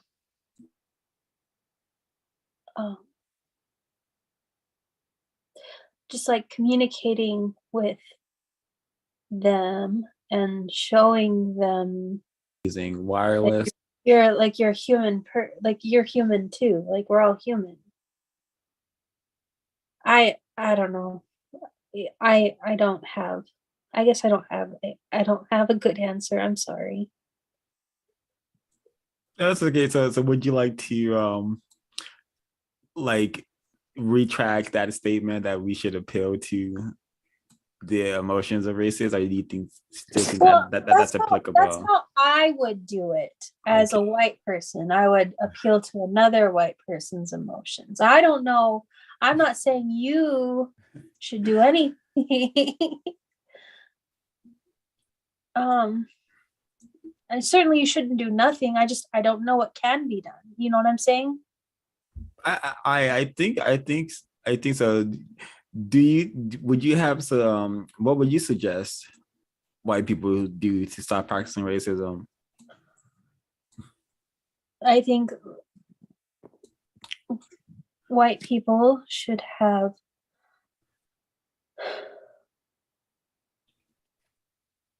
I think we should get rid of the power structures in place and completely I know that that's like grandiose and seemingly impossible, but maybe within our realm of control, elect officials who are not racist, elect officials who can implement change.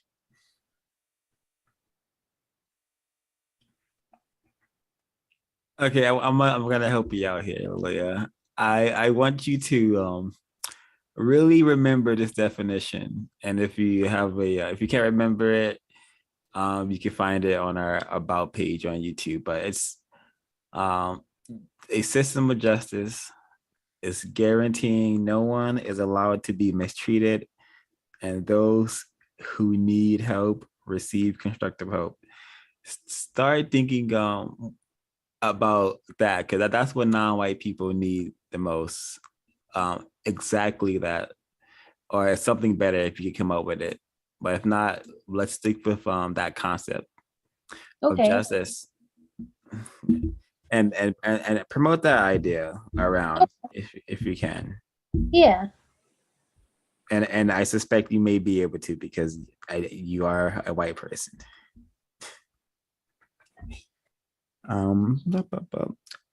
Just going over my question. I think we covered everything. Well,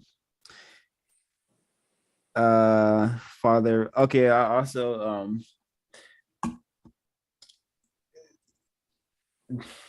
I think Miss Action brought it up when Harrison Ford mentioned the he raised horses. Yeah. But when he says that, we immediately cut to Viola Davis's character. That is a refined racist tactic that we've seen. We saw that in 28 Days Later, where a white character calls another character a monkey, but right when it says monkey, it cuts to a picture of a black person. Oh, Or wow. so I think we may have seen that again.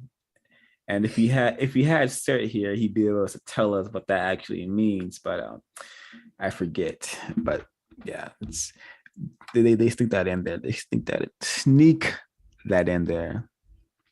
Huh. Yeah. But I see about the.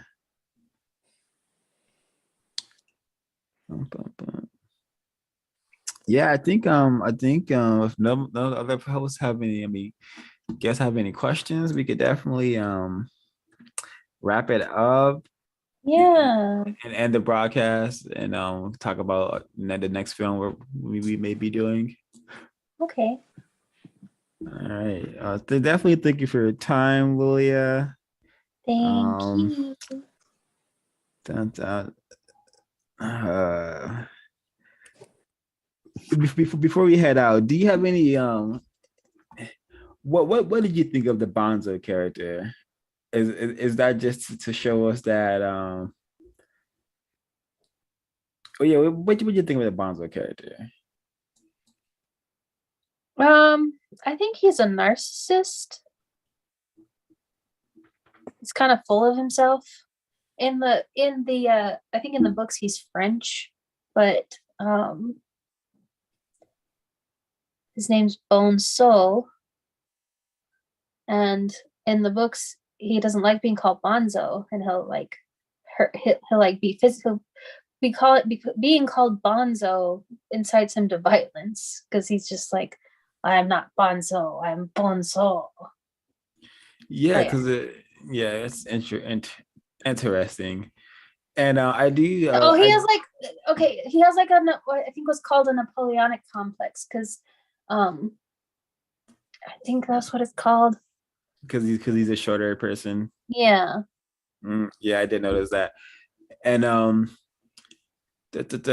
would you agree that French, Spanish, Spaniards, European, they all are code names for white people?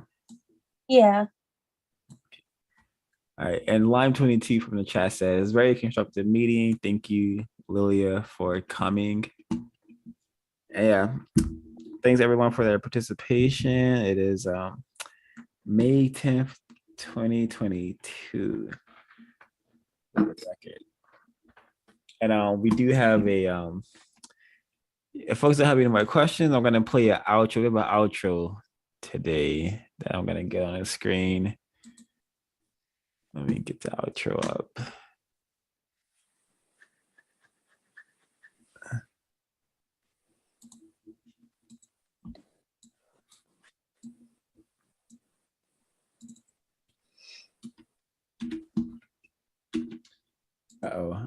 Okay. All right, thank you for tuning in to CRWS. I'm gonna play our outro and we're gonna head out of here. You are alive. No, I exist.